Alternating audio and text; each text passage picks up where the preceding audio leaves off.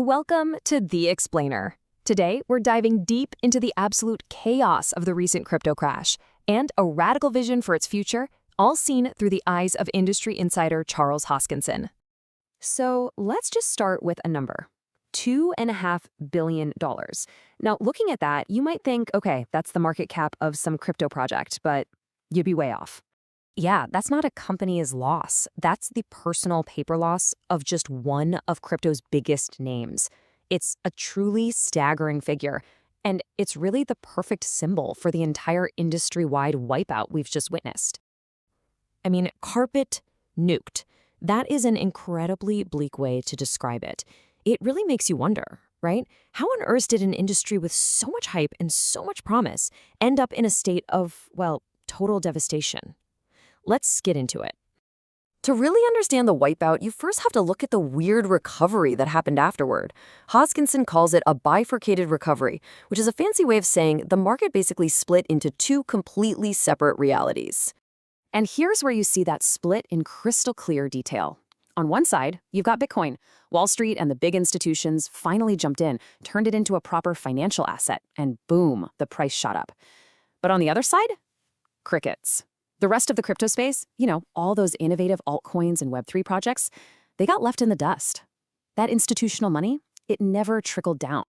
And look, this wasn't just a single bad day at the office. This was a slow, painful cascade of failures that absolutely demolished trust, especially for the everyday folks, the retail investors who really powered the last big bull run.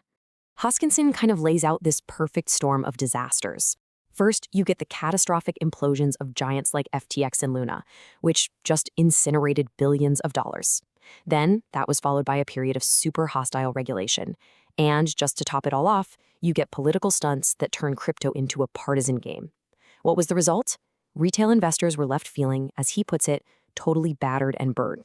And this quote, it says it all, doesn't it? The key takeaway here is that trust is just completely and utterly broken. The old hype, the promise of 10x returns, it just doesn't work anymore. The industry needs a whole new story, a new reason for people to believe. It needs a hard reset. So what does a reset even look like? Well, according to Hoskinson, it's not about better marketing. It's about evolution.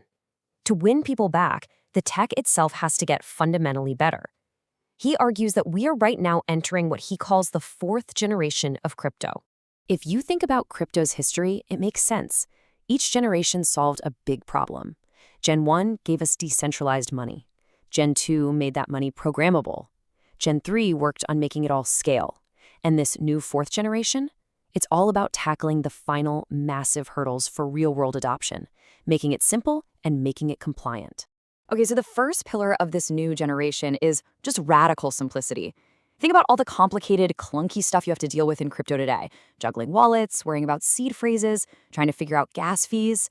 The goal of chain abstraction is to hide all that plumbing, to make using a decentralized app feel as easy as using any other app on your phone. This quote just nails it. It perfectly explains the massive shift in thinking. Right now, to use crypto, you have to be the expert. You have to tell the system how to do every little thing. The future, though, is about just stating your intent, what you want to happen, and letting the system figure out the best way to do it for you. And this slide really just drives that point home. It's the difference between a frustrating manual process that makes you want to pull your hair out and a smooth automated experience that just works. It's a huge leap. Now, the other big pillar is what he calls rational privacy. And this isn't about being totally anonymous and untraceable. It's about having privacy as the default setting, but giving you the power to selectively reveal things. So you could prove that you're an accredited investor, for example, without having to hand over your entire life story. It's a smart middle ground that could finally satisfy both users and regulators. So, you take this new tech, which is way simpler and way smarter, and it basically sets the stage for a final, massive showdown over the entire future of this industry. Because as billions of dollars from Wall Street pour in, and as the tech gets easier for everyone to use, we're faced with this fundamental question about what crypto is even for. What is its soul? And it's really a battle between two completely different visions. Is this new technology going to be taken over by traditional finance to build what Hoskinson calls a digital panopticon? basically a more efficient but still totally centralized version of the old system?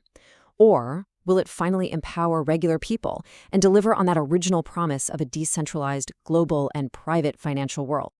And that's the provocative thought we're going to end on. The technology to rebuild the crypto world from the ground up is finally arriving. But the fight for what that new world is actually going to look like, and more importantly, who it's really going to serve, well, that fight is happening right now.